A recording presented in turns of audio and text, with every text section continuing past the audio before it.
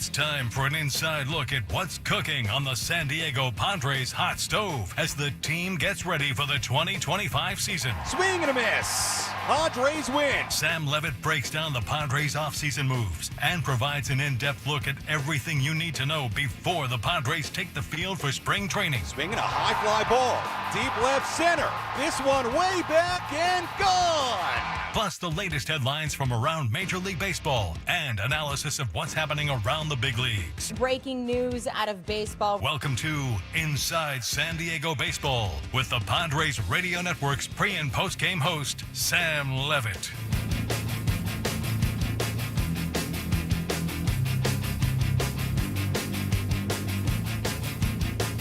We are live on a Wednesday night here in America's finest city. Sam Levitt with you. It is Inside San Diego Baseball, our Wednesday night program, 7 to 9 p.m., where we talk all things Padres baseball, MLB news, and beyond. Great to have you with us on this Wednesday. Hope you had a great Thanksgiving holiday. We are back inside our San Diego studios after a Wednesday off last week before Thanksgiving. Very good Thanksgiving for myself up in L.A. Spent it with my brother, family in town in L.A., and everybody had a good time. Delicious meal put on by Mikey Levitt. Great company. So hope everybody had a great Thanksgiving as we now enter the month of December and down the home stretch of 2024 we come. And we have a lot to discuss here tonight. We'll get into that in just a little bit. We'll also talk plenty about what the Padres are rumored to be doing, some of the moves that have been made around baseball that have impacted them, and much, much more to get to. A programming note for you, right?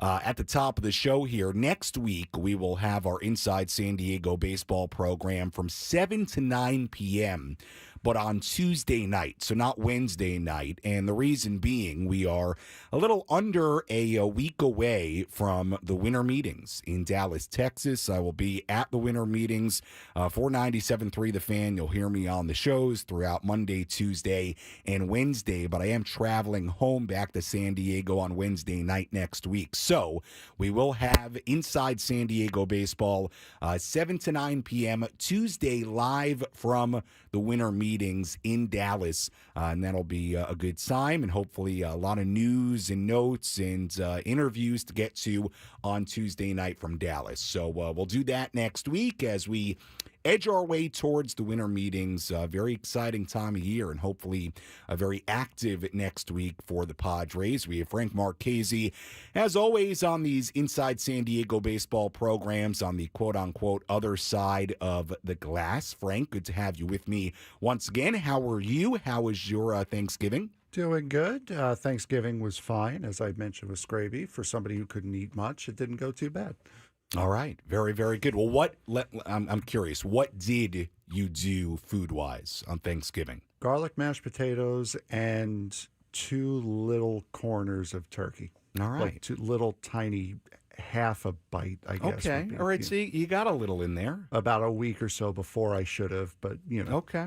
All right. You got a little in there. That's good. All right. Well, very good Thanksgiving, and hard to believe we are heading towards the end of the year. Since the last time we talked to you 2 weeks ago tonight, there have been some different ongoing news that have broken over the course of the last couple of weeks. And I guess really 3 things that in my mind really have ties to the Padres. And one of them really doesn't, although it's a player that we know very well, and that's Blake Snell going to the Dodgers. We'll discuss that a little bit later, the impact of that or not, and we'll get into that a little bit later.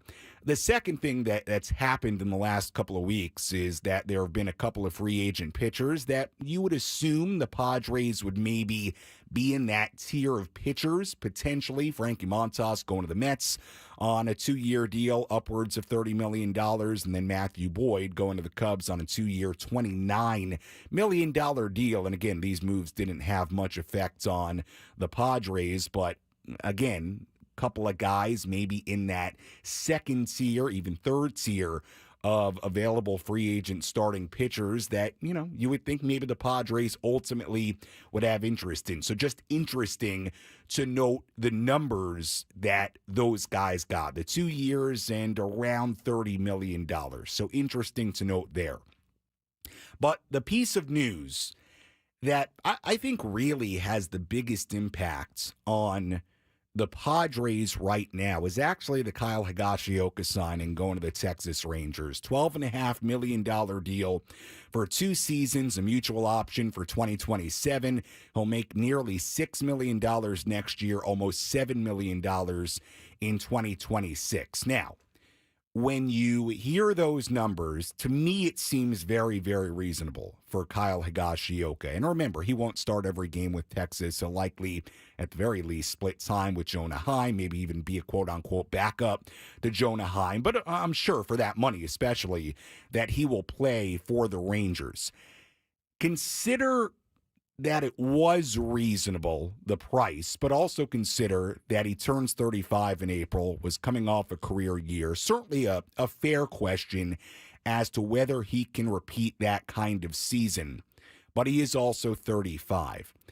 First, I'll give you my take on Kyle Higashioka. He had a great year with the Padres. I thought even beyond his season, the home runs, the defense, that he meant a lot to this team. Talk about a great clubhouse presence. Talk about somebody who works so well with the pitching staff that guys spoke about really highly of throughout the season, throughout this pitching staff. They loved working with Higgy, the work he put in, the preparation, the defense. He did pretty well at throwing guys out as far as attempted base stealers. I thought Kyle Higashioka was very, very important and very, very good for the Padres in 2024. I would have loved to see Higgy come back on that kind of deal, the 2 years, $12.5 million. I think it would have been fair. I think it would have been reasonable. And quite frankly, I think it would have been the perfect bridge to potentially Ethan Salas, who is still 18. But you would have had Higgy for 2 years. Maybe Salas gets up here to the big leagues in 2026, and Higgy is still there to at least, number one, be kind of a guide to Ethan Salas. And also, let's be honest about it, even if Ethan Salas made his debut in 2026, it's not like a 20-year-old Ethan Salas is catching every day. So you were still going to need somebody at that catching position that was more of a veteran. And I just thought for that money, for those years, Kyle Higashioka still would have been a really, really, really good fit for the Padres in 2025 and 2026. Now, the question becomes, why didn't the Padres bring him back? Was it a matter of money and or years? Was it a matter of not being interested in a 35-year-old catcher, which I could understand? I can't tell you right now what that reason is. But they decided not to go to that length that the Rangers did, whether it be years or money. And that's okay, I suppose. But the reality now is this. The Padres have a real question mark at the catching position.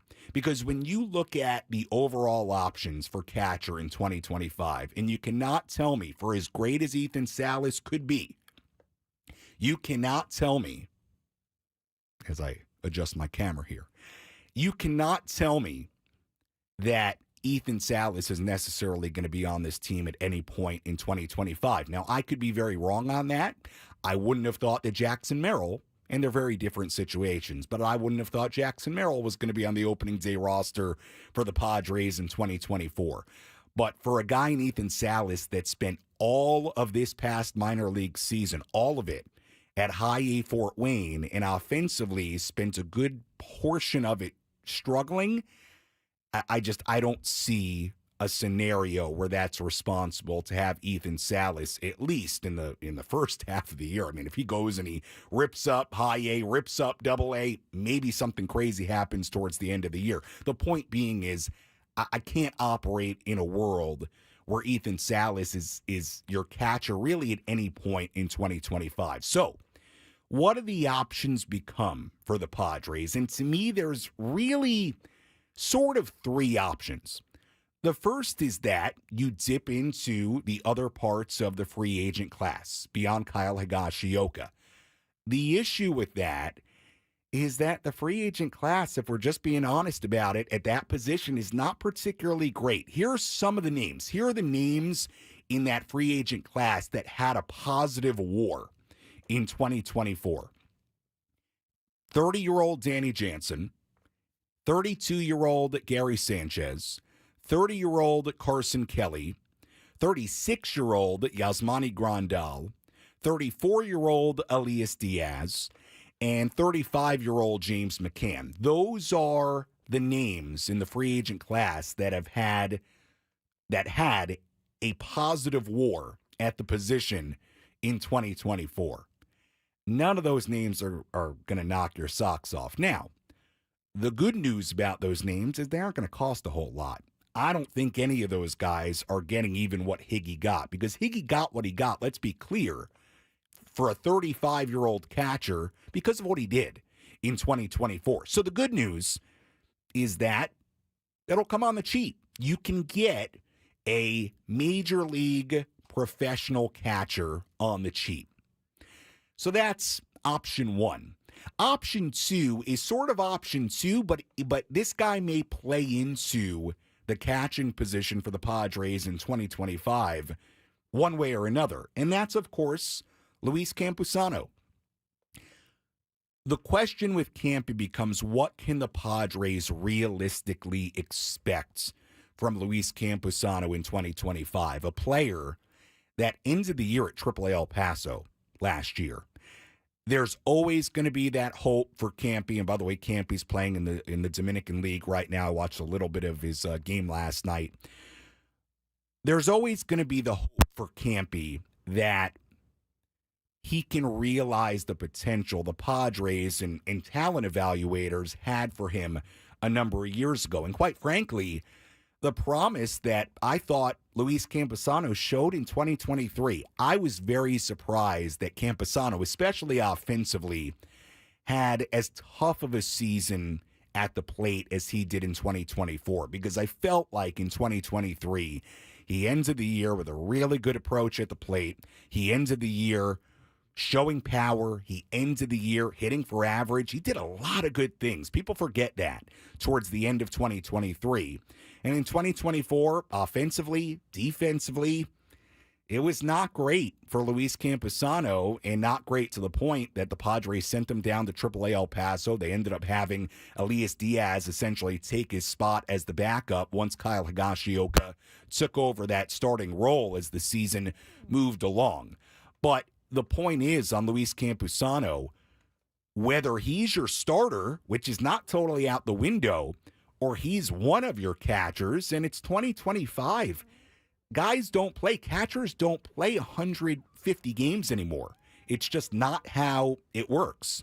So Luis Campusano, one way or another, may have a pretty significant role on this team in 2025. So it's going to be very, very interesting to see how Campusano plays a role. The third part of this that gets really, really interesting, and the question becomes the catching position,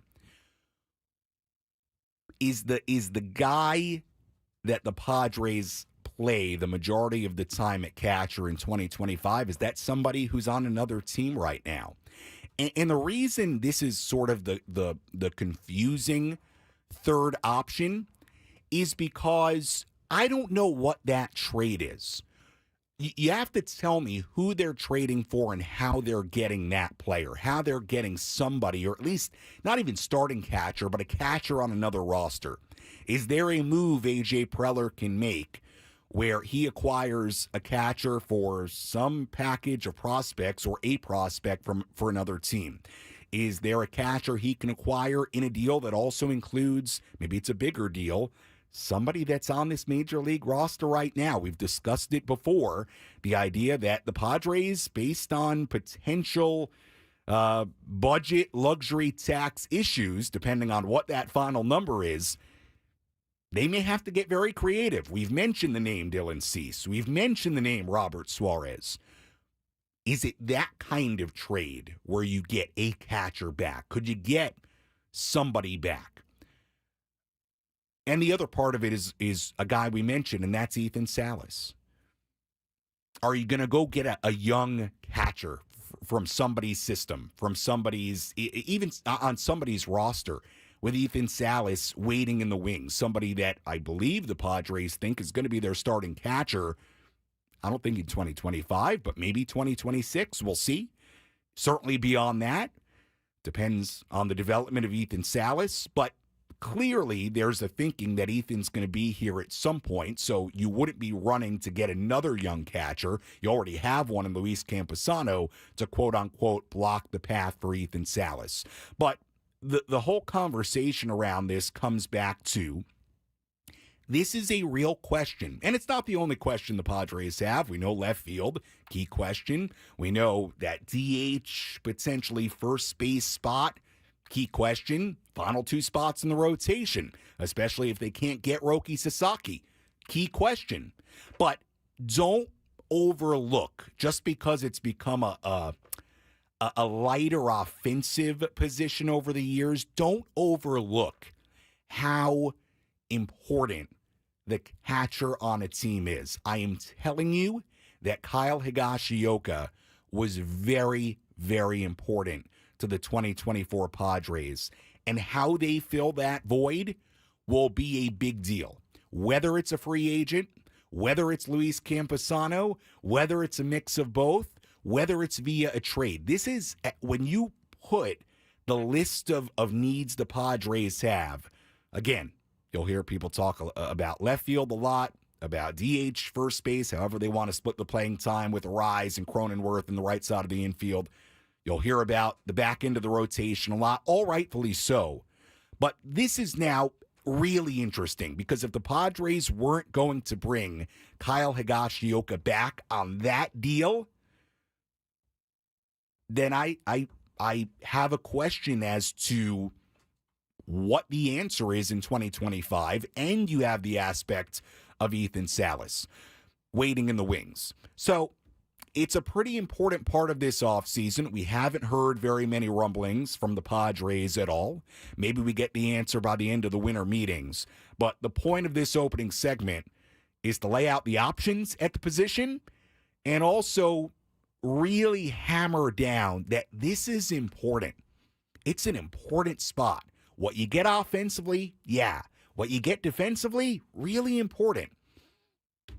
So we'll see. Frank, go ahead. I think getting somebody like a Danny Jansen or even a James McCann would be great. Again, as that stopgap, as that bridge. You're not that is the best thing about the situation that the Padres find themselves in right now, is that you don't have to look for your catcher. You've got him.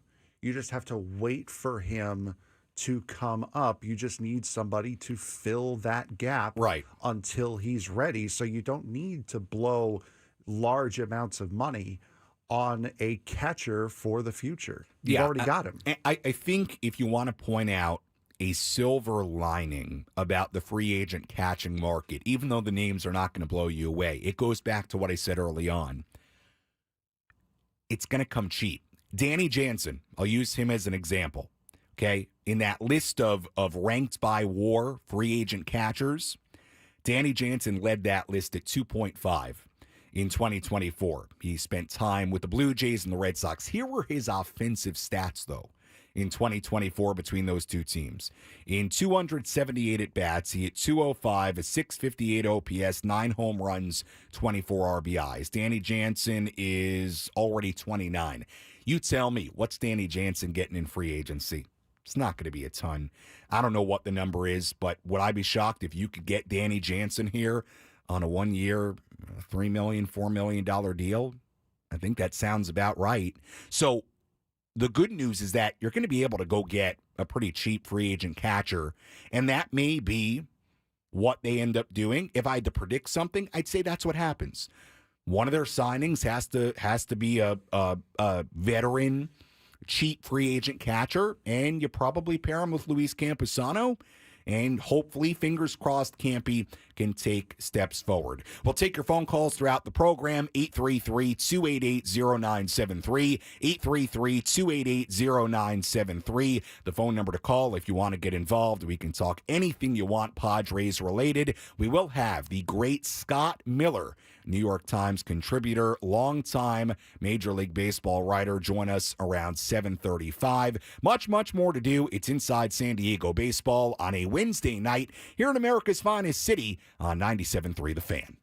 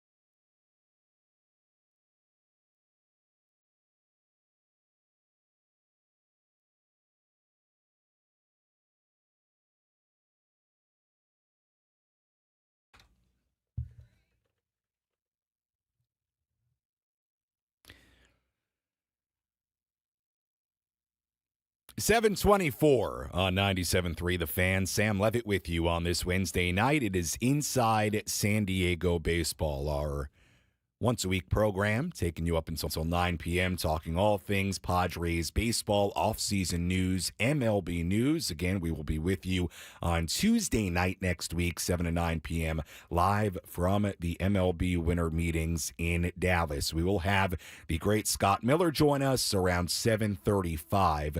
We'll talk to Scott about his new book. We'll talk to Scott about general baseball offseason news as well. Scott, a longtime baseball writer, contributor for the New York Times these days, and does a great job covering Major League Baseball. Phone number to call, 833-288-0973. Again, 833-288-0973. The phone number to call. Let's go to the phones. We kick things off tonight. It is Jimmy in San Marcos calling in. Jimmy, you're on Inside San Diego Baseball. Go ahead. Hey, Sam.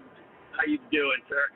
I think they ought to make a trade with the Orioles for Samuel Basallo, who's, a rock star prospect who hits like a beast. And the O's have like 3 catchers on their major league roster. And, I don't think they're going to get rid of any of those guys. So you could trade Suarez for him, and his brother plays for the O's. So that would be a sweetener there for him. Yeah, Jimmy could call and appreciate it. Look, I said in the last segment that when you want to talk about trades for a catcher, I have to understand what the trade is, because it's really, really hard to think up trades, especially when you're talking about catchers and young catchers and who you might get to a team to put in a trade. And also, again, where the Padres, from a prospect standpoint, are not necessarily dealing with the same ranking of system as they were at the start of 2024. Jimmy, I'll be honest with you. I don't know a ton about Samuel Basallo. I did look him up during the break. Interesting guy to bring up, 20 years old. He's ranked as the number 2 prospect with the Orioles. You make a good point that Adley Rutschman is already in that spot for Baltimore and will be there for a long time. So there's no real path for Samuel Basallo, who I think also plays a little first base as well. It's an interesting thought. Look, if you're the Padres and you want someone that you think could play this year and potentially next year with still Ethan Salas waiting in the wings, well, look, you're going to have to get creative about that trade. And I think this goes for any trade the Padres make right now. And look, you may have to get creative to the point where it's a deal centered around a guy who's on your major league roster. We've talked about it before, and I'm not saying this is what's going to happen or this is what the Padres should do, but somebody like Robert Suarez, who could be a free agent at the end of the year, and you're trading from a position of strength. Now, does that create a hole in your bullpen? Of course. You're trading a guy that was an all-star in 2024, but could you sell me on a trade? Forget Samuel Basallo for a second of the Orioles, this prospect. Could you sell me on a trade where the Padres send Robert Suarez somewhere and you get back a couple of guys, even if younger, that could help you in 2025? I could be sold on that. If it's a catcher, if it's an outfielder, if it's both, if it's a starting pitcher, I could be sold on that. But that's a tough trade to make. You're talking about somebody who could be a rental reliever if they opt out of their contract, and then you're talking about a team giving you back a guy that you really believe in that's going to play in 2025, not to mention, let's say it's a catcher, that you have Ethan Salas potentially ready for 2026. So, again, it's a tough situation, but it does take, Jimmy, to your credit, it does take that kind of creative thinking to start really mustering up trades that would make any sense. And I don't know, the Samuel Basallo guy would sound good to me. He's only 20, so I don't know that that's really the guy you're looking for, because then you've got him blocking Salas. But Jimmy, I appreciate the ingenuity, if you will. I was going to say, the only thing that would confuse me about a trade for a guy like Basallo would be, if you're going to make a trade like that, wouldn't you want that trade to be for someone who can help you right now?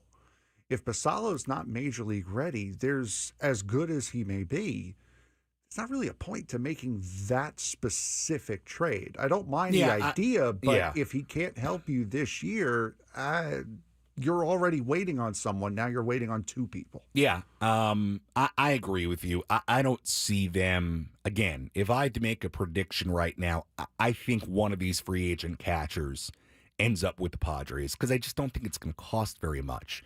Okay, Higgy cost more because of what he did in 2024. I thought coming off the season he had, again, a very reasonable number. If I were the GM of the Padres, and I'm not, and let's say money was not an issue, and we don't know that. I'm not saying it's an issue, but look, they may not want to spend over the luxury tax. We don't know that yet. That's a major, major question, what the payroll number is for this team heading into next year. So if it was a money thing, then I get it. Then I don't think you have the wiggle room to spend $12.5 million and nearly $6 million for this year on Higgy. You don't have the wiggle room. But if they end up going over the tax and you could have spent it, seems reasonable. And I think Higgy would have been worth it. I would have really liked to see him back. But again, I think the likely scenario is that it ends up being one of these cheap free agent catchers. It could be really cheap. It could. Or, again, maybe it's Luis Camposano. We'll see what the scenario is when we head to spring training. But it's interesting to start thinking of, okay, if AJ were to get really creative, what would be the type of guy that they would trade for? I don't know that a 20-year-old, even if he's a top prospect, would really be that guy or makes a ton of sense. But that is the kind of creativity that you're going to have to start getting into when you're talking about trading for catchers and what that trade looks like and so on and so on. I honestly don't think that you can go sign one of these catchers without thinking that Campy's going to be your starter. Like, Campy has been here. He knows the pitchers. He's as good as you can get right now. But I would have to think, if you're signing somebody right now, like, I would look honestly at a guy like James McCann, who's been around, has seen a lot of pitchers, can help Campy, and maybe help at least somebody that's going to split time with Campy and be a stopgap. I agree. Campy's your starter next year. You're looking at, I would have to. You're going to tell me that Danny Jansen's going to start over Luis Camposano? We'll continue this conversation. Travis d'Arnaud, I believe. Danny Jansen? We'll continue this conversation in our 8 p.m. hour. Let's go to break. When we come back, Scott Miller, New York Times contributor, longtime baseball writer, great guy, will join the program. We will talk about the Juan Soto news, latest updates. We'll get his perspective on the Padres, their offseason, and we will talk about a new book that Scott is writing right now. More Inside San Diego Baseball coming up when we return on 97.3 The Fan.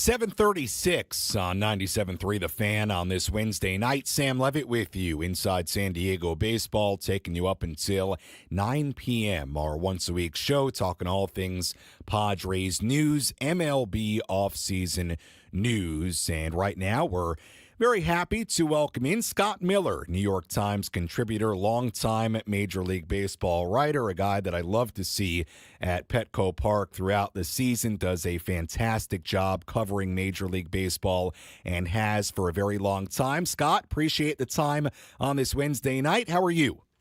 Hey, good, Sammy. I hope you're doing well. How's your off season going? I miss you. I don't catch up with you not sitting next to you in the press box in the off season. That's right. That's right. I'm doing well, and yeah, I can't wait till we're back at Petco Park, and you get to hear all my in real time analysis of the Padres as.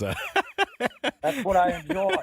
As they play those games. Well, Scott, you're always so in tune with what's going on around Major League Baseball, and we will get to the book you're working on in just a little bit as well. I did want to check in with you first on a couple of topics, and obviously the biggest story right now across baseball is the Juan Soto situation, as reports coming out today that it's kind of coming down to the wire, that bidding is above $600 million, that teams are being eliminated from the bidding, that there may be some more meetings over the weekend, maybe a decision even by the time the winter meetings start in Dallas.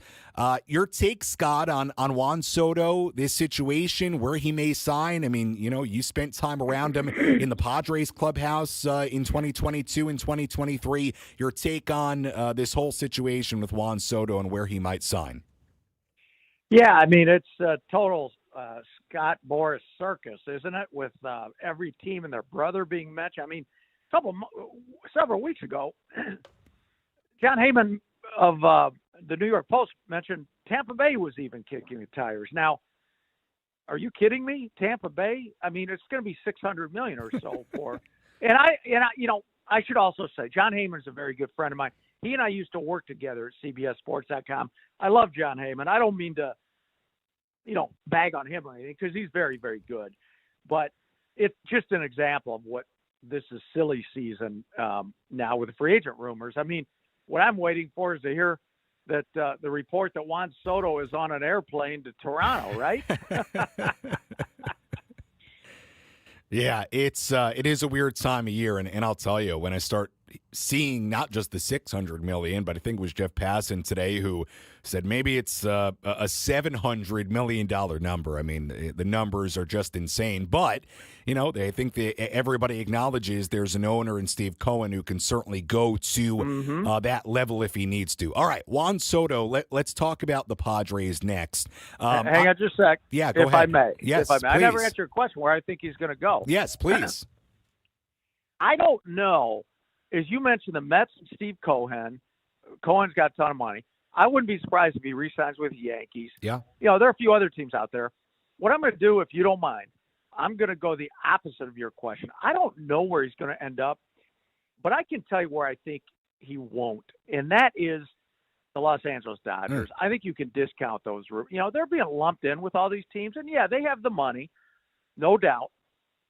But the reason I say no Dodgers is they don't just spend money to spend money. They have a great plan, and that's why, to me, they keep winning. And within that plan, it's not to just get great talent and spend money on guys and develop their own guys, but their culture is really good in Los Angeles. Freddie Freeman, Mookie Betts. I mean, that trade for Tommy Edmonds at the deadline last year was phenomenal, not just because Edmonds can play multiple positions, and I think he's going to end up being their new Chris Taylor. Remember, Chris Taylor had good success, kind of as utility man, super utility man a few years ago, and he's kind of phased out. Yeah. I think Edmund will be that guy. But anyway, I mentioned that because everybody I mentioned is such a great team player. Fred, Freeman, Betts, and they're good people in the clubhouse, and it's a special atmosphere in that clubhouse. And the Dodgers do their due diligence on guys, and I just don't think Juan Soto fits that mold. I mean, I'm not, I'm not saying he's not a great talent, but he's more, I think, about Juan Soto than he is about the team he's playing for. And I think we got a little bit of a sense of that in San Diego. And I also think if you're the Dodgers, you just look at Soto and you say, wait a minute, the Padres, our biggest rivals right now in the division, had him. Mm. Then they traded him and they got better. They were better without Juan Soto. So that's just one aspect of why would the Dodgers be motivated to pay $600 or $700 million based off of that? Yeah, and look, I'm with you in this sense that it doesn't hurt if you're Scott Boras and Juan Soto to have the Dodgers in the conversation, right? Absolutely. Yeah, I mean, it doesn't hurt at all to have them in the conversation. And if you're the Dodgers, it doesn't hurt to let your name be floated in that competition. Right. Maybe even tell reporters, we're looking at him, because that makes the Mets and their biggest rivals spend more money. And, that could end up being a competitive advantage to the Dodgers without getting Soto. But if somebody overspends on him, you never know. That could be a competitive advantage to the Dodgers next summer. We're joined by Scott Miller, New York Times contributor, longtime Major League Baseball writer. We'll get to his new book coming out in 2025 in just a moment. Scott, before I get to that, your thoughts on the Padres? I did a lot of talking in the first 35 minutes or so of our program here tonight, talking about the catching situation. Obviously, they have needs. They also are well set up in other areas. Your thoughts on the Padres situation this offseason, what they need, and obviously payroll questions as well. Yeah, I mean, you're right. Kyle Higashioka signing with Texas, that puts a hurt on the Padres. They need to, they're going to have to shore up their catching situation this winter. I don't think it's a surprise that he left. I know Padre fans are sad to see him go, and he became kind of a fan favorite last year when, he basically was kind of supposed to be the quiet backup catcher, and he had a career year. He had such a good year and so many, key home runs, and everybody in town kind of fell in love with him, and I don't blame them. But the problem is, the flip side, obviously, is he had a career year, and based on those numbers, he was going to probably was too expensive for what the Padres, their payroll, and for what they want to pay. So good for Higashioka. I mean, a guy has a career year and a free agent year and positions himself to make more money than probably he ever thought he would. And, so kudos to him for that. Obviously it hurts the Padres. I think, the flip side of that, it's hard to find a catcher. And I think even the Padres didn't know for sure. There's no way a year ago when they signed him during the winter that they would have projected the production that Higashioka gave them. And the flip side of that, though, Sammy, is, we've seen it long enough now over the course of several years that, AJ Preller and his crew they're creative. They're really good. They're aggressive. And, basically, I don't know who they're going to end up with, but I'm going to predict it's going to be fun. Whoever they end up with is going to be fun because they're going to develop and probably surprise some people. And the reason I say that, we just talked about Higashioka this past year. 2 years ago, that Michael Wacha and Seth Lugo, kind of like Higashioka, they had career years or at least really good years to position themselves to go make more money. But same thing, when AJ brought in Wacha and Lugo, you wouldn't have predicted them to do what they did. So he's pretty good at spotting people and bringing them in. The guys, and Jerks and Profar probably twice now, right? The first time they brought him in, a lot of people, myself included, I'll admit, thought he was kind of washed up and done. I didn't think Profar could play that much anymore. And then, the first tour with the Padres, he surprised us all, positioned himself for more money, signed elsewhere, and then ended up back in San Diego and was an all-star last year. So, we'll see, but early in the off season still. And, a lot of these big names have to sign before the rest of the guys start finding spots. And I think that's when the Padres and Mr. Prowler will make their move. And I think that's why we're all hoping that Juan Soto does find a team before the winter meetings start, because I think that'll mean we have a much busier, much more fun winter meetings. Again, we're joined by Scott Miller, New York Times contributor, longtime Major League Baseball writer, does a terrific job. Scott, I want to talk about your new book that you're working on. It's called Skipper, Why Baseball Managers Matter and Always Will, an unprecedented look at the job of MLB managers, showing how they shape the game and how the ever-changing game shapes them. Due out on May 13th, 2025, available for pre-order right now, and I'm going to tweet out the link once we're done here for pre-order. Scott, what inspired you to write this book right now? You know, it's kind of a accumulation, Sammy, of about 30-some years covering the game. And I've watched things changed. I've gotten to know a lot of people. I'm very fortunate in that way in terms of, national writer for CBSSports.com starting in 2000. And, having a 14-year run with them, and then national writer of Bleacher Report for another 7 years after that. And especially early when budgets weren't such a big thing.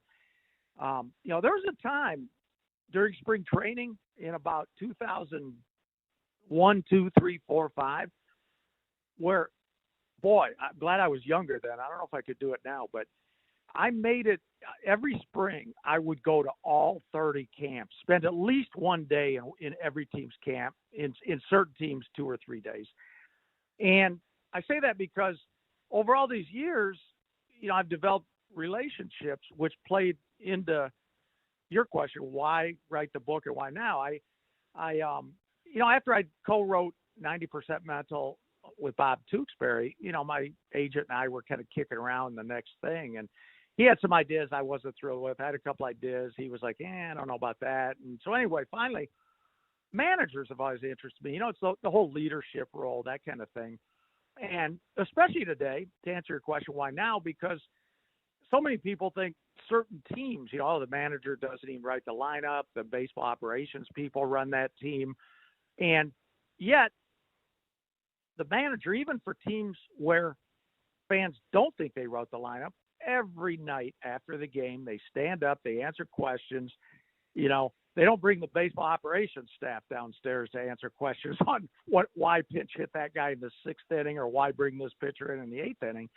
And it's almost become kind of a thankless job for managers, and it's changed so much, and that's why in this book, it's kind of a span. I started it roughly in the late 70s with for two reasons. One, you had those authoritarian managers like Earl Weaver and Sparky Anderson and Billy Martin roaming the earth. And basically what they said went. They ran the game. They ran the clubhouse. They didn't, if a baseball ops guy would have come up to Earl Weaver and said, hey, why don't you consider this lineup? Like, seriously, Earl might have punched the guy in the nose. So now you have, as Dave Roberts in L.A. freely admits, it's a collaboration between the manager. And so the book, it kind of starts back then, goes to now. It kind of looks at what was it like, what was the job of manager like back then? What's it like today? And over these couple of decades, how did we get from then to here, and why did we get from then to now? And, so I run from then up through the Moneyball era. I had, great interviews with Billy Beane, reminiscing about that era, Art Howe, who managed under Billy Beane. And then we kind of go through the Moneyball era and then into the era starting in 2012 we're in now, where managers don't even have to have prior managing jobs. So many of them today are ex-players who have never managed before. So, right.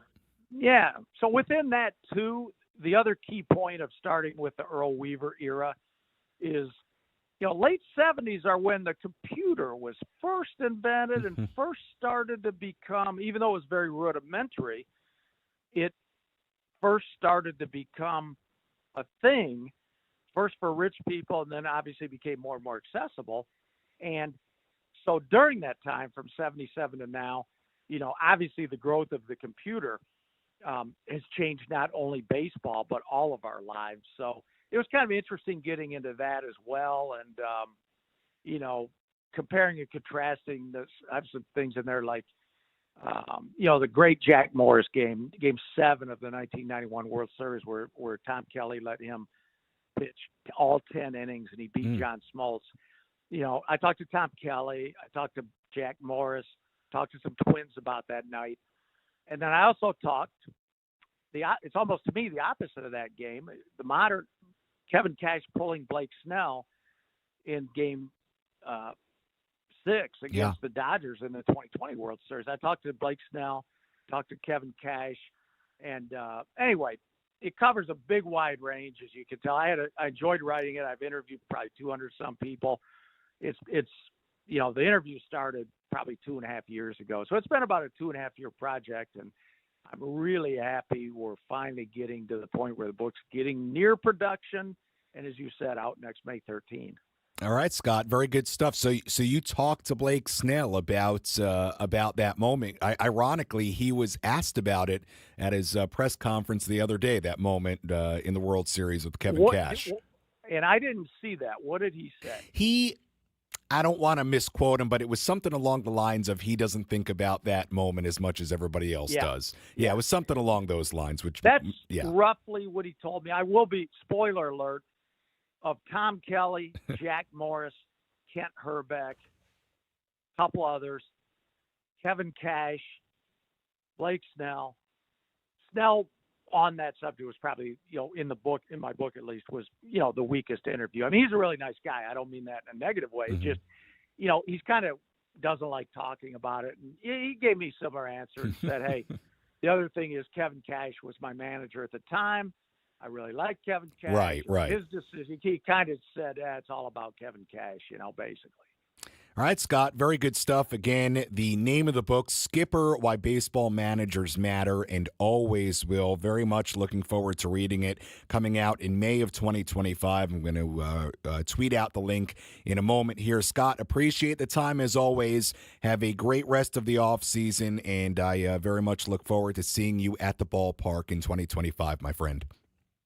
You as well, and if I don't bump into you at some place this winter, happy holidays and all the best, man. Take care. We'll see you soon. All right, that is Scott Miller joining us, New York Times contributor, longtime Major League Baseball writer. Again, his new book, Skipper, Why Baseball Managers Matter and Always Will, available for pre-order right now. I'm going to tweet out that link right this second. So if you go to my Twitter, at Sammy Lev, SammyLev, you can find it there. You can pre-order Scott's book coming out on May 13th of next year. Very much looking forward to reading that. And really, a very interesting topic, I think. The managerial position in 2024, late 2024 now, almost 2025. Feel like a lot of people assume these days that front offices are in charge of everything, and there's a little truth to that. There's a lot of decision-making that's coming from the very top.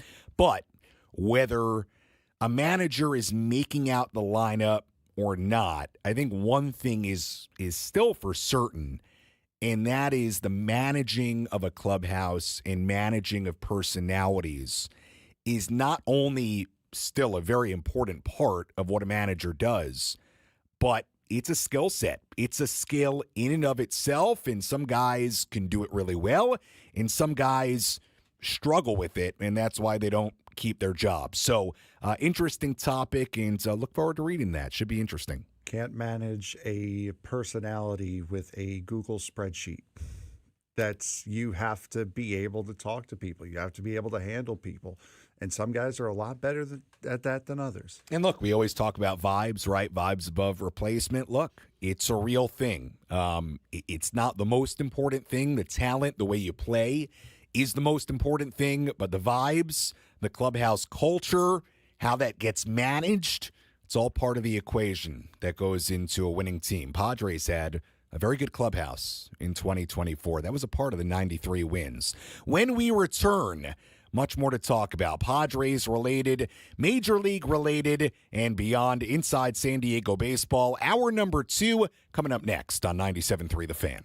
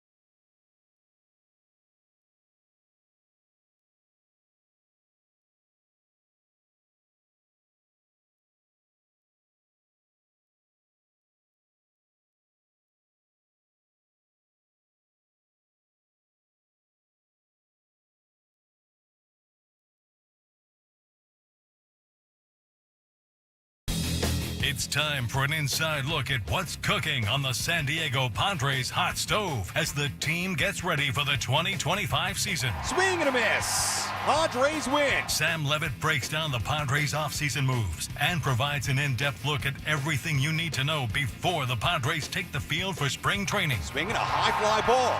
Deep left center. This one way back and gone. Plus the latest headlines from around Major League Baseball and analysis of what's happening around the big leagues. Breaking news out of baseball. Welcome to Inside San Diego Baseball with the Padres Radio Network's pre- and post-game host, Sam Levitt. Hour number 2 of our Wednesday night radio program, Inside San Diego Baseball, coming to you live from inside our San Diego studios. Sam Levitt with you. on this Wednesday night as we head towards the end of the year. Next week, we adjust the schedule a little bit. Tuesday night, we'll be on the air 7 to 9 p.m. live from the winter meetings in Dallas, Texas. Looking forward to being at the winter meeting starting on Sunday night. I'll be there until Wednesday night. A lot of good stuff planned, a lot of interviews. AJ Preller scheduled to speak every day as usual from the winter meetings. Mike Schultz scheduled to speak as well, and we will have all that covered for you here on the station Monday, Tuesday, and Wednesday from Dallas, Texas. And again, we'll be on the air live at 7 to 9 p.m. from Dallas with our weekly edition of Inside San Diego Baseball. Frank Marchese chiming in from time to time as well, producing here tonight as always. Before we move on to anything else, and again, a big thank you to Scott Miller for joining us, talking about Juan Soto, the Padres, his new book coming out. And again, I did tweet out the link to that book. You can pre-order it. New book looking at the evolution of the Major League Baseball manager position. Going to be a really great read from Scott coming out in May of 2025. That link is on my Twitter at Sammy Lev, SAMMYLEV. I do want to quickly revisit the catching conversation, and then we'll officially move on from the catching conversation because we didn't have time for it during the 7 p.m. hour, but I think Frank and I don't want to say we're going to disagree on this, but I am interested to hear Frank's take and respond to it. And basically, we left it at, when you look at the list of free agent catchers, and you also consider Luis Campusano still being on this roster, in all likelihood, in the system, if you sign any of those names, and I'll let Frank say it in his own words in a second, if the Padres were to sign, let's say, a Danny Jansen or a Gary Sanchez or a Carson Kelly or whomever, the idea that Luis Campusano would enter 2025 as your quote-unquote primary catcher. And again, you always have to make the point that in today's game, everybody's splitting time, right? Everybody splits time one way or another. Catchers don't catch 150 games anymore. It just doesn't happen. But Frank, lay out your reasoning as to why Campusano would be the quote-unquote number one, regardless of who the Padres were to bring in free agency. I understand that Campy has some work to do defensively. He's got a little bit of work to do offensively as well. He has changed his batting stance from what you and I have both seen from his Dominican videos. He's closed his stance back up. He doesn't have that wide stance again. I'm looking at this list right here. Danny Jansen, Gary Sanchez, Carson Kelly, Yasmani Grandal for a second term possibly, Elias Diaz, James McCann. He'll go after Yan Gomes. He can't hurt you if he's on the team. Tucker Barnhart, Luke Maley, Kurt Casale, Omar Narvaez, Martin Maldonado, and Max Stassi. I don't see one of those guys on that list that I would trust more than Luis Campusano as an everyday catcher. Now, when Higashioka came here, it was basically... He was the backup. Yeah, it was basically 4-2, 4-3, maybe 3-3 at some point. Right. Then Higashioka figured out if you hit it to the right side of the left field foul pole, you get a lot better results. Yeah. But I don't see on that list anyone who is a day-to-day catcher would be better than Luis Campusano right now. And the two that I do see are in Anaheim and Arlington. You make a good point that I think it's easy to forget that Higgy was very clearly the backup to Luis Campusano at the start of the year. And he started getting regular rotation work when they paired him with Waldron. Two things happened. Number one, Higgy started hitting home runs. And number two, Luis struggled. So those two things happened at the same time, and the situation flipped. And also Campusano got hurt, which allowed Higashioka to play more. And to his credit, Higashioka took the opportunity and ran with it. Just to compare what Campy did, let's say, to a couple of these free agent catchers. Last year, offensively, again, defensively, there's a totally different conversation because Luis has had his struggles back there, and that's certainly part of this whole thing.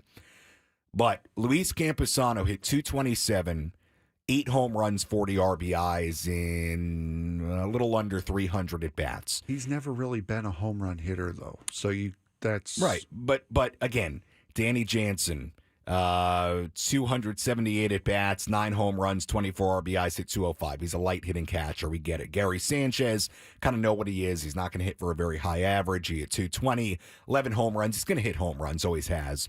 37 RBIs. Look, unless Luis takes a major step forward on both ends, he's still very much, to me, in prove-it mode. He would have to start the season and play well for him to get the majority of the playing time, and maybe he will. Because, again, the issue is that even if you sign one of these free agent guys, it's not going to be a guy that, you're right, you necessarily hand your quote-unquote starting catching position to. I think what happens in all likelihood, if they sign one of these guys and nobody else, it's a split of some sort. Maybe they come out of spring training and they don't even define who's the starting catcher. Maybe different guys, different pitchers are paired up with each guy, something along those lines.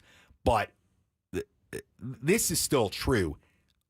There's a very good chance Luis Campusano is going to have yet another opportunity to prove that he can be your number one guy. There's a good chance he's going to have that opportunity again. Can he make the adjustments? Can he improve enough defensively? That remains the question.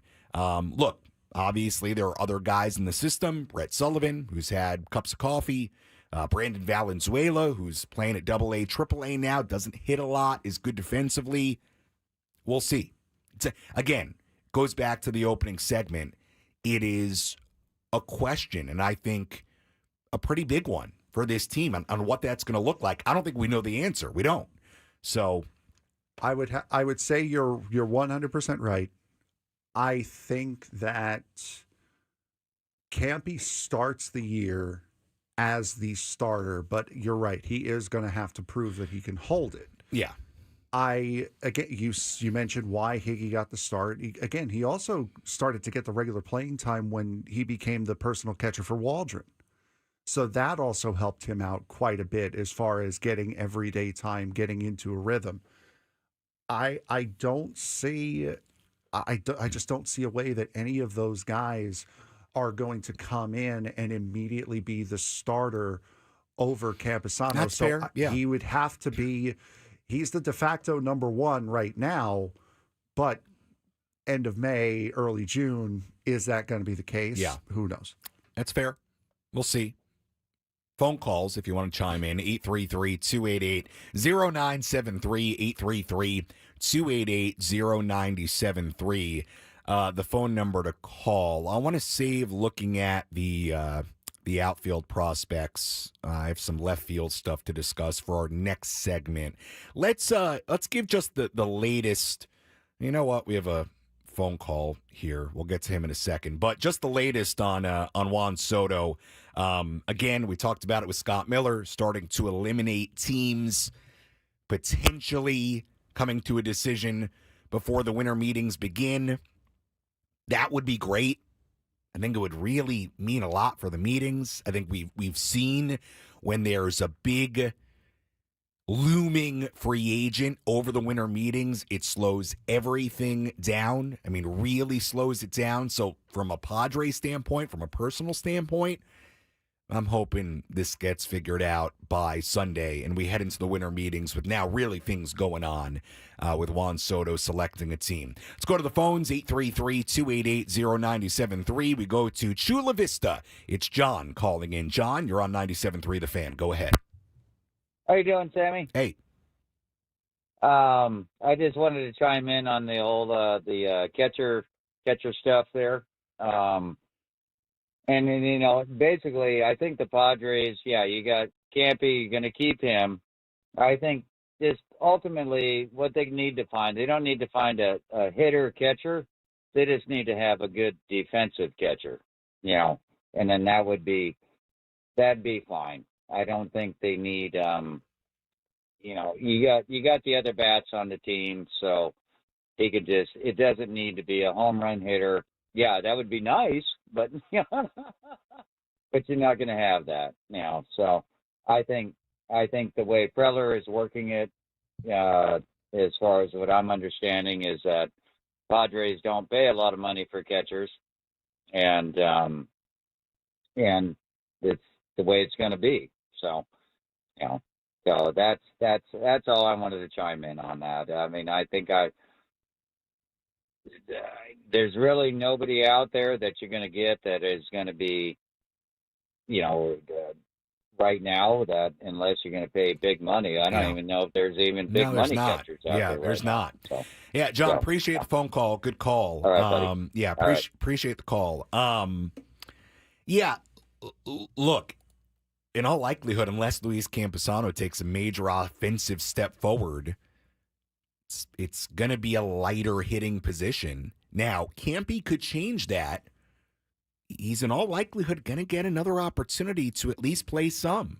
He could change that with a step forward. And look, when Campy came up, there was the belief that he would hit, that he would be a real hitting catcher. And he showed flashes of that. He showed flashes of it last year. But he's got to do it consistently. And obviously the defense could use a step up as well. He's going to get that opportunity at some level to do that again. But look, based on the free agent class, unless you're going and making a major trade for somebody, unless Campy takes a major step forward or you get a 2024 Kyle Higashioka-like improvement from another guy, it may end up being a position that you don't get a ton of offense from. We've brought it up a couple of times, and it's just kind of glossed over the fact, but it really hit me right now. You're going to have to find a catcher who's comfortable catching a knuckleball, or at least is willing to be, is at least willing to attempt to. Yeah, I mean, look, that's assuming Matt Waldron's going to be pitching every 5 days. You'd have to think he's going to be coming up at some We don't know point. that. I mean, if somebody gets hurt, if he doesn't make the rotation. I would agree with you based on reality, even if he's not in your opening day rotation, that he would be somewhere pretty high on the list. He's going to be the first one of up. Guys that come up. Yeah. Let's go to Rod calling in from San Diego. Rod, you're on Inside San Diego Baseball. Go ahead. Hey, Sammy, great talking to you. Hey, and a shout out to the chat and Welsh Fryer on there. And Frank, man, you look amazing, man. Keep it up. You're an inspiration. Frank is down. What is it, Frank? 72? 72 in 7 weeks. Yes, good for Frank. Yeah, I could see it melting away. But let's talk a little bit catcher there, about some catching there, fellas. I'm looking at the list right now in front of me, and I'm kind of liking the Gary Sanchez look over here. He's caught our boys before, and he's familiar with the bullpen. But we have a great selection from what I'm looking at right here at this list, man. I don't know if Jacob Stallings is still available. No, he's signed. He's gone. Yeah. So that's why. But Gary's looking really good right now. But don't forget about Sully, everybody. We still got him. We still got him with us. But yeah, I love Brett Sullivan. Great guy. Good clubhouse guy. Yeah, I hope he could, show something a little bit more like how he did. He was showing flashes of good glove. He's had a couple of moments. Yeah, he's had a couple of moments. So we'll see. Look, Rod, I do want to just talk about Sanchez, Gary Sanchez, who obviously we are familiar with. The good thing about Gary Sanchez would be two things. Number one, he hits for power, has always hit for power, and with the Padres and 234 at-bats. Don't forget, he hit 19 home runs in 2023. Has always hit for power. Now, the knock on Gary has always been his defense. But I'll tell you what, when he was with the Padres in 2023, his defense was not a huge issue. Like, it's, and I'm not, again, without looking at any metrics or really seeing how he played with the Brewers in 89 games last year.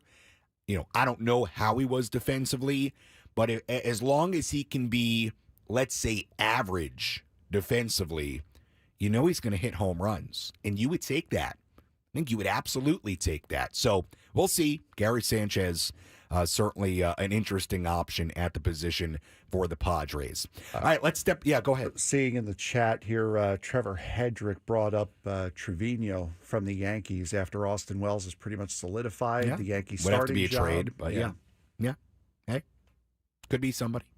Interesting option. Interesting potential trade candidate.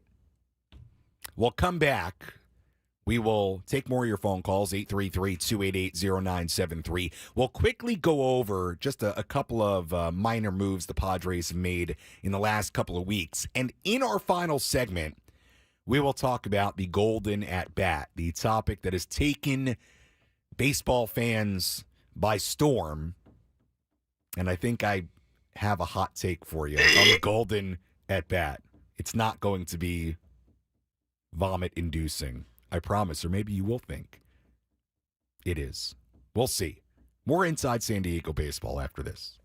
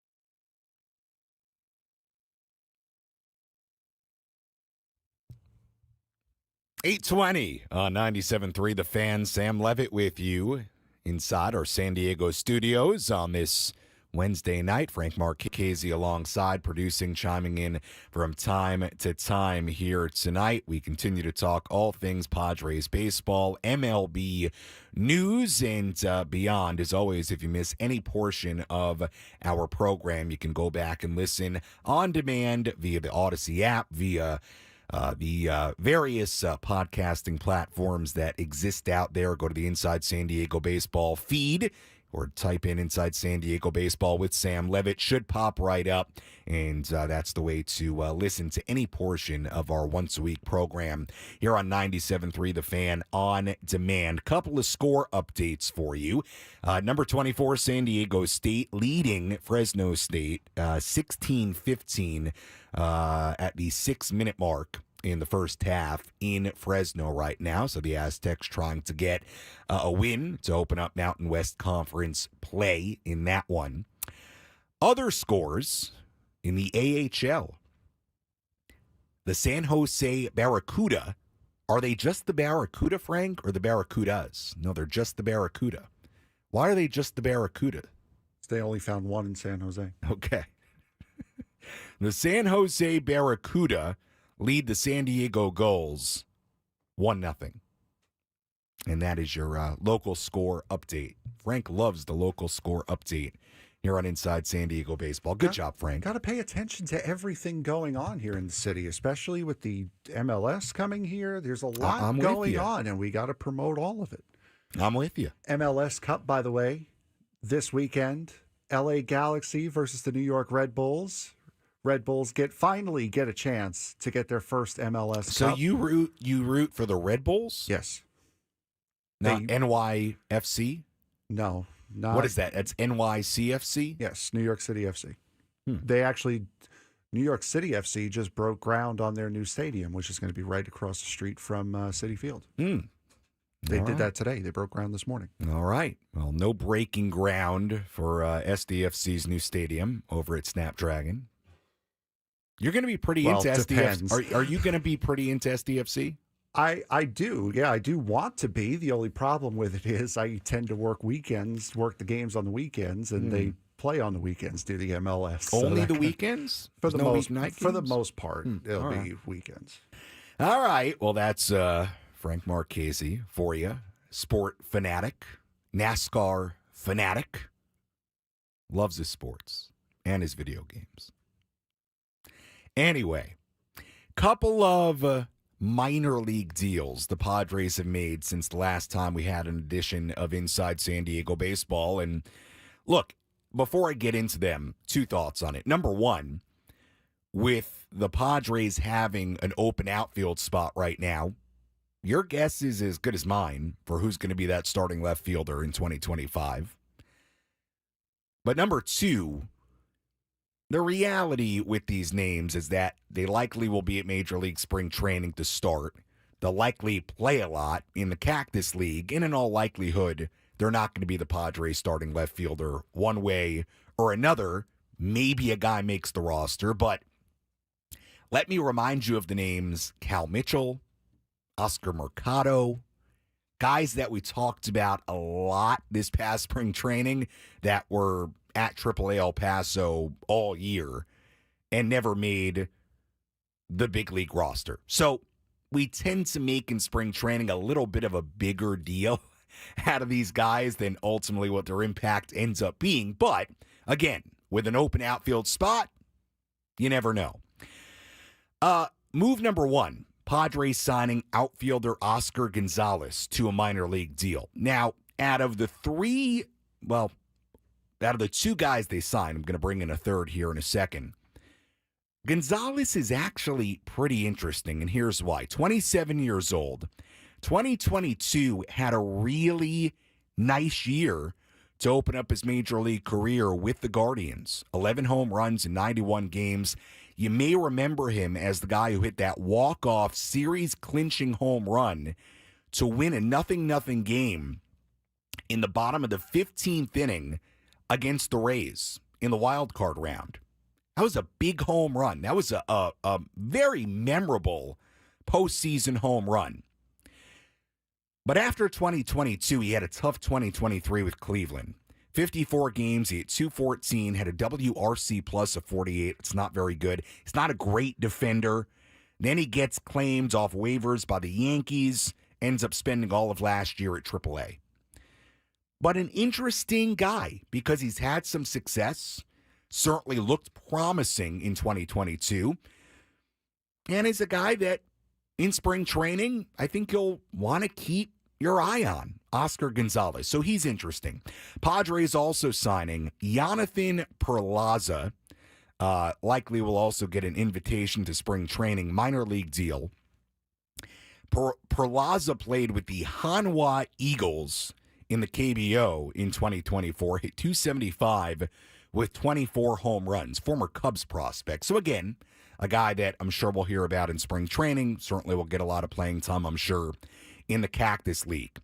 But the guy that I think you also have to remember when you look at the very least, outfield depth options, before we even know who's the starting left fielder on this team, the guy you have to look at and have to remember is Tirso Ornelas, who's been in the system for a long time, had a good year at AAA El Paso in 2024, hit 297, 23 home runs, 89 RBIs, 497 slug.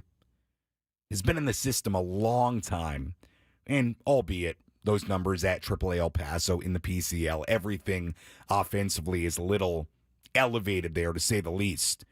But Tirso is somebody whose name has been on the radar forever. Padres have never called him up. He was on the 40-man last year. And I think it begs the question, at the very least, is Tirso or somebody else, whether it's a Perlaza or Gonzalez or anybody else the Padres may sign to a minor league deal, is he somebody that could at least provide depth? Or in the case of an injury, be a guy they call up at some point? Does he get that opportunity that I think he's earned? He's been around a long time. I think a lot of Padres fans would love to see what Tirso Ornelas could do if he gets the opportunity. But look, with the current situation, and especially right now, not knowing what the payroll number is and who's playing left field on an everyday basis right now, I think it's fair to look at a guy like Tirso and wonder a little bit, hey, is this the year where in some capacity a guy like Tirso Ornelas or one of these guys on the minor league deals? We didn't see it last year with Mercado. We didn't see it last year with Cal Mitchell. We did see a little bit with Bryce Johnson. Don't forget how much Bryce Johnson played for this team in 2024 when Fernando was out. I mean, yes, David Peralta played a lot, but there was a period of time. I mean, I want to look it up right now. How many starts did Bryce Johnson get in 2024? Let's see. There's one game that every Padre fan will remember that he started. Yes, the Dylan Cease no-hitter. He started. He played in 47 games. How many games did he start? Why doesn't it? I want to see. How many games did he start out of that 47? Just looking here. I don't know. I don't know. How many is that? That's 18. But think about that for a second. 18 starts for Bryce Johnson. Again, I'm just bringing it up to say that these things happen. You know, guys play. A guy like Tirso Ornelas could get an opportunity. So, again, it all depends on what left field ultimately looks like, who's starting there. But those are some names to just keep in mind as we move to spring training. Guys like Oscar Gonzalez. Guys like, looking for the first name again, Jonathan Perlaza. Guys like Tirso Ornelas. In the span of 162, those guys tend to matter a little bit more than you ever would believe they do over the course of an 162-game season. So we'll see what transpires in left field. Put it this way, and I think it's a good way to sort of wrap up the Padres roster conversation because we've done a lot of talking tonight about catcher and now about left field. Obviously, there are needs all over the place. We haven't even touched on Roki Sasaki in the show here tonight. The point is this: they're a long way away from being a finished product. If we learned something last year, especially the early moves that AJ made, whether it was Profar coming in during spring training, whether it was Solano showing up during spring training, a late ad of David Peralta, list goes on and on and on. This team, in all likelihood, is a really, really, really long way from being done. And even though we don't know who some of the starters are, even though we don't know the payroll number, even when we say we would have loved Kyle Higashioka back at a 2-year, $12.5 million deal, I'm going to reserve judgment on that and a lot of moves that happen across baseball until I know on opening day what the full picture looks like. And Frank, I think AJ Preller has earned that benefit of the doubt by the work he's done in the past and the work he really specifically did last year. The bench last year, the bench was the best he's put together in a while. I don't necessarily think that AJ Preller is a bad general manager. The only thing that I get annoyed with Preller about is his incessant need to trade every single prospect that he has every single year. That's my biggest problem with him. As far as building a lineup, building the starting nine, he definitely has earned the right. The bench last year, again, was the best it's been in a while. And now he has little to no prospects, but they're going to be coming back very, very soon because that's what he does. Yeah, that's what he does. And he builds up the reputation of those guys. So we'll see. This is a long way from being done. So for the Padres fans out there that maybe saw the Higgy deal and said to themselves, well, this means we're not spending any money. Padres aren't spending any money.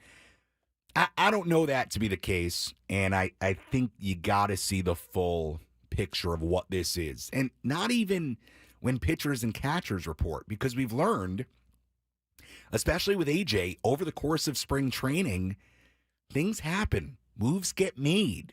He's a very unique general manager in that sense. A guy who, looks at a roster as the team is heading to Korea and says, get Dylan Cease here right now.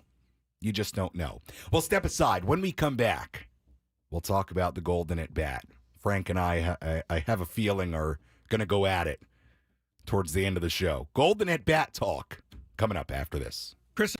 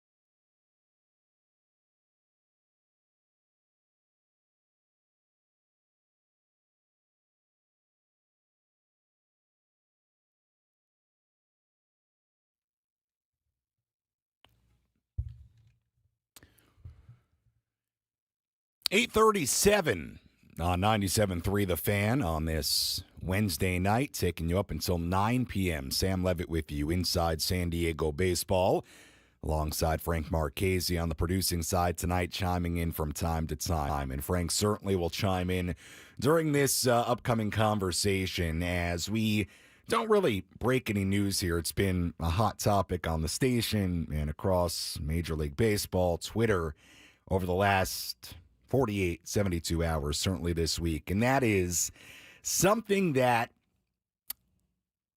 according to reports, Major League Baseball is considering and was a topic at the owners' meetings a couple of weeks ago.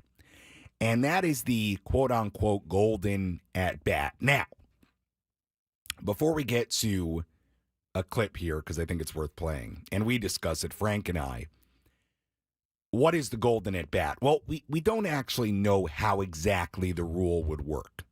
But essentially, the idea is that in one way or another, Major League Baseball would introduce a rule where there would be an opportunity for a team to insert a player into a situation, not a pinch hit, but a player from somewhere else in the lineup. So, for example, if the Yankees had the bases loaded with 2 outs, down by 3 runs in the bottom half of the 9th inning, and let's say their number 8 hitter was up, well, they would actually have the opportunity to go insert Aaron Judge into that spot in the order for one at-bat, quote-unquote, the golden at-bat.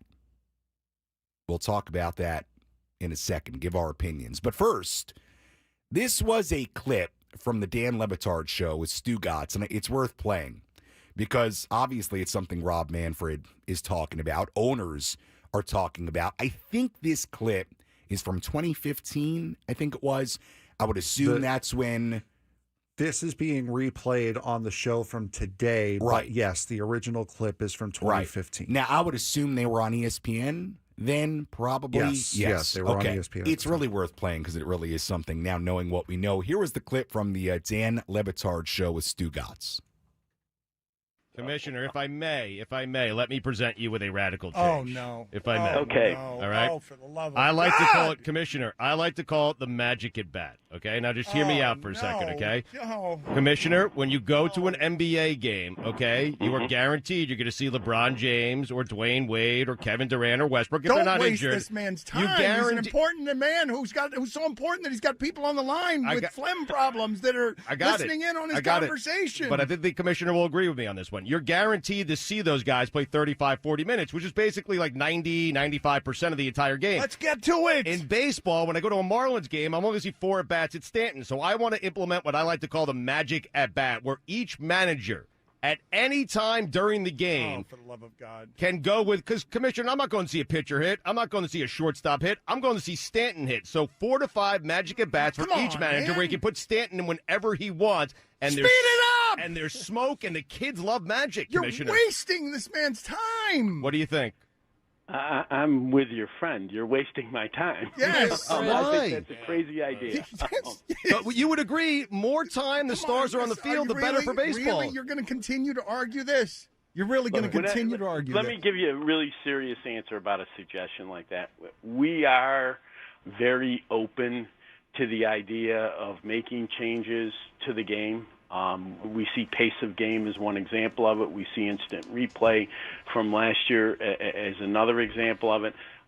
When you make those changes, I think it's always important to ask yourself the question as to whether you are interfering with the history and the traditions of the game. And I think the suggestion that you just floated would fall squarely in the category of would interfere with the history and traditions of the game. So that's a maybe. No. I mean, yeah, let's get that started. I think that's a no. A defiant and angry no. But, Commissioner, did you hear about the smoke? Did you hear that the part? part about the smoke? That's proof, is it not? All right, That's not. That was Levitard and Stu Gatz revisiting that moment in 2015. Now, first, Rob, what happened? Yeah, funny how that changed, isn't it? It is a pretty amazing clip. I mean, Stu Gotts calls it the magic at bat, and the term that was thrown around this week was golden at bat. So it is pretty funny. It does seem like maybe Stu Gotts actually came up with the idea, and years later, now they're actually, a decade later, they're actually discussing it. I love it.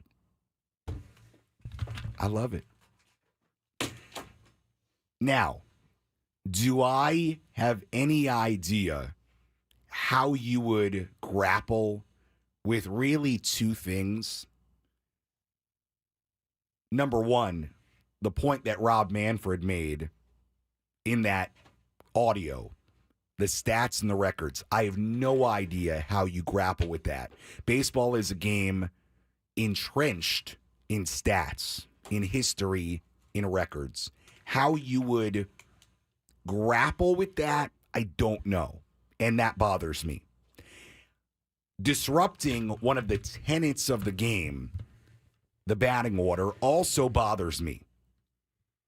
But the idea that you could create what, in my mind, is one of the more exciting moments of the game, when a big-time star player comes up in a big-time situation, I could understand the drama, the excitement, the ingenuity. How you grapple with the two issues, I don't know. But man, it's intoxicating. And there's a part of me, somewhere inside me, that loves it and wants it. I've lost so much respect for you. I really have. Here's the thing that every big sporting organization, whether it be professional, whether it be college, especially NASCAR, if you learn this, things will be better again. Manufactured drama is not drama. It's just a thing that happens. If you're doing this for the drama, for the big moment, it's not going to be dramatic. It's just going to be a thing that happens, which means the excitement around it is gone. When it's just a thing, it becomes normal. It loses all of its novelty. And if you're doing this, and I wanted to bring up the Michael Kay clip, but you said no Michael Kay on the show, which I 1,000% agree with. He said that, we're doing this to try to get the casual fan. Again, another thing that these sports organizations have to learn. By catering everything to the casual fan, you will lose your hardcore fan. Let me ask you this. What if you could do it, let's say, once every 5 games? No, I don't want to do it at all.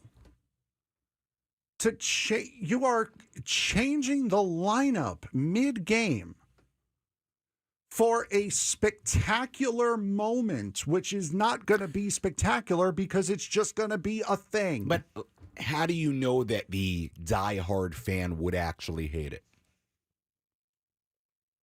Have you not seen Twitter over the last 72 hours? They've never seen it. They also said they were going to hate the clock. The pitch clock, I will agree. I, at first, didn't like it. But after having one of our spring training games go 4.5 innings in the time it took for a World Baseball Classic game to go a half an inning, I fell in love with it. That was great. I can live with the ghost runner on second base. Okay. I can live with the. Again, these are rules that people said they were going to hate. Right. No, I agree. I can live, especially with the replay stuff, which Manfred brought up. I can live with that stuff because it's not fundamentally changing the game. The pitch clock is to speed it up back to the way it was before commercials and television and advertising got into it. The ghost runner at second base, I love baseball, but I'm not going to be sitting there watching Sean Estes pitch a 5th inning in the 22nd at 2 o'clock in the morning. I'm going to be losing my mind. To move a guy from the top of the lineup to whenever you need him is fundamentally changing the game to create manufactured drama, which loses all of the organic feeling about a special situation. Part of the argument against it, including the other two things I mentioned, the stats, records, and like you said, going against one of just the pure things about the game, the batting order, would also be, slipped out of my mind, would also be, to your point, the organic nature of the game, which is, hey, every night you could have somebody be the hero in that spot. Thank you. And I agree with you. Look, there's a big part of me that is a purist. Let me ask you a question really quick. My point is this. There's a part of me that thinks it would be really cool. And for all the people out there that say they're going to hate it, I don't know that they actually would hate it when it happens. Let me ask you this question. How many times this year, let's say the Golden at Bat rule was implemented this year, how many of those Higgy moments do you think we get? Plenty. How many of those Merrill moments do you think we get? Plenty. How? They all happen in the 8th and 9th inning. Those moments don't happen once per game. What if you used your at-bat earlier in the game? Why would you be stupid enough to use your at-bat early in the game? No, sometimes you would. Then just have if you're going to use Aaron Judge, if you're going to use that at-bat on Aaron Judge early in the game, just have a bat leadoff. No. You may as well. No. It would create a decision. Let's say it's the 3rd inning and you have the bases loaded for Bryce Johnson, and you say, no, we're going to use it right now because we have the bases loaded and we're going to send Manny Machado up. Doesn't have to be late. Who said it has to be late? That might be your big shot. Right, but why? I'm seeing that smirk you have, and it's making me think that you're just doing this to wind me up. There's no point in using... look, there is a part of me that's trying to get us to 8:55, but that's neither here nor there. When you have a moment like that, in the 3rd inning, I understand that there's no guarantee you're going to get it again, but you also have to sit on that, because if you do get that moment and all of a sudden you have Bryce Johnson coming up in the 9th inning with 2 outs and the bases loaded down by 3, yeah, you're going to wish you used it. Yeah, but Manny could hit a home run and then you're up 4-0. And then what if they score 4 in the bottom of the next inning? Maybe they won't. What?